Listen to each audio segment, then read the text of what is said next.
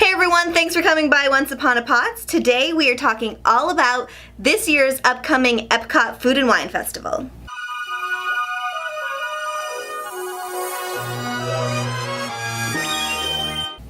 So thank you so much for stopping by Once Upon a Pots again, or if this is your first time checking out a video, welcome. Today I am super excited. We have so much to cover. First off, it is August 1st, so it is birthday month. And that means that there's going to be a lot of videos, a lot of giveaways going on around Instagram and here on YouTube. Also, there is the start of Epcot's Food and Wine Festival.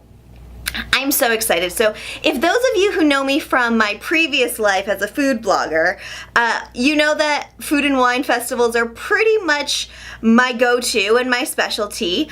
I'm super excited because I do get to go to this year's Food and Wine Festival. We just happen to have our September trip planned, and we'll be in Epcot on the Friday of our trip, so hopefully it won't be too crazy. If you've never been to Epcot Food and Wine Festival, it is pretty much the creme de la creme. Wow.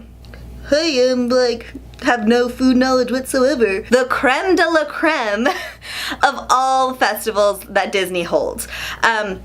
What I love is that they bring in foods from different countries that don't have pavilions regularly represented in the park. So today I am going to talk about the bucket list that I've created for myself for this year's Food and Wine Festival. So I'm going to go ahead and start off with one that doesn't even have a country affiliation really. And when you go to Epcot Food and Wine, you'll notice that it's pretty much everywhere. It's taken over the entire park. And in future World, as you're walking towards World Showcase, there are tons of new food stalls set up that have lots of different sponsors and partnerships. You'll see like a Dole partnership, Almond Breeze, Blue Diamond Almonds, I think it is. And this one that I'm really excited about is Boursin Cheese. It's going to be called the Cheese Studio by Boursin. Okay, so I have to read these straight off my phone because I don't want to mess these up because they sound delicious. So the cheese trio comes with a profiterole topped with Boursin garlic and fine herb cheese and orange apricot jam. Then there's a smoked salmon pinwheel with Boursin shallot and chive cheese, I almost said cream cheese, and everything seasoning. And then a strawberry macaron with Boursin pepper cheese. Sounds so good. I'm so excited. I love when you can try a few things at once and get a little sampling. Super excited about that.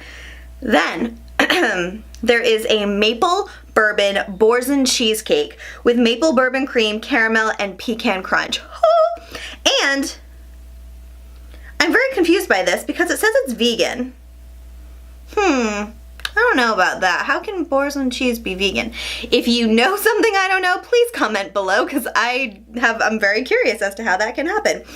Anyway, let's move on. So the next pavilion that I'm really excited about, and just a disclaimer, I usually try to pick things to put on my bucket list that don't typically have their own pavilion all the time, but this one just sounded really good and the picture online looked really good. So we're gonna head over to China, and there they have a roasted duck bao bun. Now bao buns are kind of like my kryptonite, just that soft, fluffy, super smooth bun that, oh, it's so good. And they fill it usually with some sort of, obviously a hoisin that makes it sweet, but then there's usually some sort of pickled vegetable in there too. So delicious. Also on their menu is going to be a mango bubble tea. And I'm really excited to try this. And actually, I guess I'm a little bit more skeptical to try this because if you've noticed around Disney property, they have the bursting bubbles in a lot of the different drinks, but nothing is actual boba tea, if you're familiar with boba tea. So kind of want to check out this mango bubble tea and see what it's all about. They do also have a honeydew cocktail that they're adding to their menu. That sounds absolutely insane. And while we're talking cocktails, can I do a quick little plug? So So what would Food and Wine be without some sort of fun themed shirt to go along with it, right? Well, obviously I did not forget about that. So I've created my new Boozin' Around the World shirt, and it has all the countries listed with the little Mickey heads and the corresponding drink for each pavilion. Now, what I love about this is that you don't have to use it just for Food and Wine. It has all the standard countries and their drinks on it. But since there are a lot of families going, and if you're like me and you love to match with your little one, obviously we're not gonna put some Boozin' Around the World, Drinking Around the World shirt on the kiddos, right? So while you're boozing, there's a good chance you want your kids to be snoozing around the world. So I had to get a little fun and a little creative. Obviously, please be responsible when you're drinking around the world. Don't be dumb. Don't go into Disney jail. There really is a Disney jail. Don't find out for yourself, but there is a Disney jail. I haven't found out for myself. No, I don't have a record in Disney. My Boozin' Around the World and Snoozing Around the World shirts are available in my Etsy shop now, so order them soon so you can have them for your trip to Food and Wine or any Epcot trip in the future. Okay, now back to our regularly scheduled bucket list. Alright, so the next food on my bucket list for Food and Wine is going to be in the Greece representation. It's not even a pavilion, it's like a hut. But anyway, I think Greece would be a really cool pavilion. What country pavilions do you want to see added to Epcot World Showcase? Comment below and let me know. Anyway, back over to the Greece food stall. They have something called Greek loaded nachos. So what it is thinly sliced pita chips all stacked up with feta cheese, olives, pepperoncinis, tomatoes, all this other delicious goodness. I think hummus is on there too. Oh my goodness, I'm so excited to try it. It's great. You can grab them, and I think it's gonna be an easy walk around snack. Or I can let you in on a little pro tip if you have kids. The awning that goes over the stroller, it's a great tray for your food. So you can put the awning over the stroller, put your food on top and stroll and dip, and you're good to go. I actually did it with corn dogs, and go over to Instagram, you can see it over there. So another food at the festival that I'm excited to try is going to be in the Hawaii stall, and they have a grilled tuna tataki. And I'm really excited because one of the podcasts that I absolutely love and adore, and pretty much the only podcast that I do listen to, is WDW Radio Show, hosted by Lou Mongello. He's like goals for me, okay?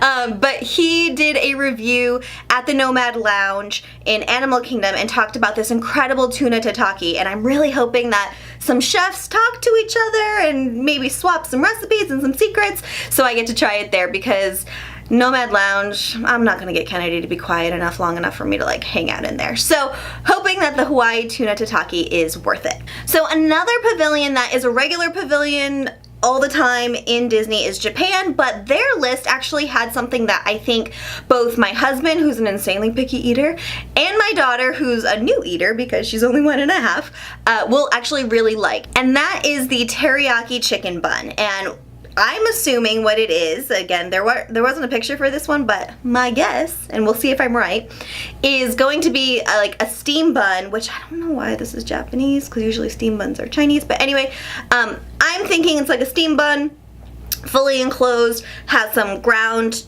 up or chopped up teriyaki chicken inside. I'm really excited to try it because I think my daughter and my husband will love it. All right, I have a few more on my list. Next will be the Spain Pavilion, and this is like a dream come true. They are serving something called charcuterie in a cone. Brilliant. Okay, so what it is a paper cone filled with Spanish meats and cheeses and olives and pickled vegetables all in a cone, so you can walk around and you can eat it, and you don't need to be like holding a cheese board while you walk around. I'm so excited about this. This is gonna be delicious. Super pumped. Next up, Thailand.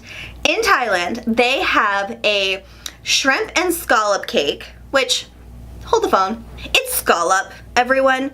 Anyone who is saying scallop, you are pretty much dragging your nails on a chalkboard. To anyone who's from the East Coast, specifically Massachusetts, specifically the areas around New Bedford where scallops are from and where they are harvested pretty much all the time. If you've had a delicious scallop, it's from New Bedford, and we can say it right, so don't say scallop. It's not a basketball. You're not a tall person, right? You're a tall person. Or you are playing basketball, or you're playing football. Scallop. Okay, I'm done. Okay, so one tip that I do want to make sure that I convey and get across, and I'm pretty sure that this is still in effect. Go ahead, trolls, tell me I'm wrong in the comments below. I don't really care. But last I checked, if you are on the Disney dining plan, all of the snacks, or excuse me, I just blew the surprise, didn't I? Anyway, if you're on the Disney dining plan, the food at the stalls count as snacks. Most of them, I believe most of them count as snacks. So when you are at the end of your trip and you realize, oh my god, I have all these snacks and I don't really want to bring Rice Krispie treats or all these cookies home, remember that ahead of time and use your snacks in Epcot for these different treats around the park. Again, I could totally be wrong. I'm gonna find out in September. Or you can tell me that I'm wrong now. I don't care, whatever. Anyway, super exciting. Again, it is birthday month, so be sure to follow me on Instagram at Once Upon a Pots. I have a ton of things going on over there, including my brand rep search. I'm so excited. I got, oh my gosh, almost 100 applicants to my brand rep search, and I found some great people, and I just want to let everyone know, it's not about the numbers game. It really isn't. It's about the kind of quality content and interaction and the fun that you're having spreading the magic on Instagram. So next time I have a brand rep search, please don't be discouraged by your numbers or that whole high school mentality of Instagram. Just have fun with it and apply if you're interested in repping my shop. So with that said, head on over to my Etsy shop to see all the new designs. Head on over to Instagram, subscribe below. Give a thumbs up if you liked this video or any other videos that I have on my page. That's gonna do it for me. I'll see you next time. Have a magical day.